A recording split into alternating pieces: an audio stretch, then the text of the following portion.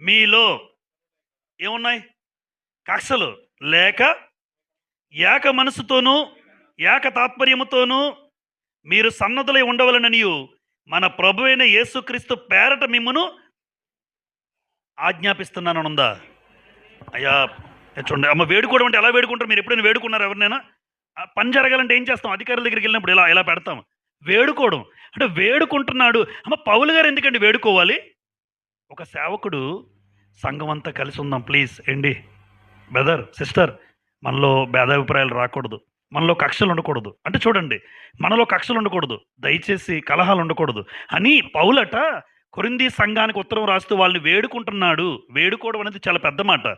అంటే తను తగ్గించుకొని, అసలు వాస్తవానికి పౌలు బాగానే ఉన్నాడు, కానీ సంఘంలో పరిస్థితులు బాగోలేక మిమ్మల్ని అందరినీ వేడుకుంటున్నాను ప్లీజ్ అందరూ కలిసే ఉందామా, అందరం కలిసికట్టుగా నిర్ణయాలు తీసుకుని ముందుకెళ్దాం, సంఘం బాగుంటుంది.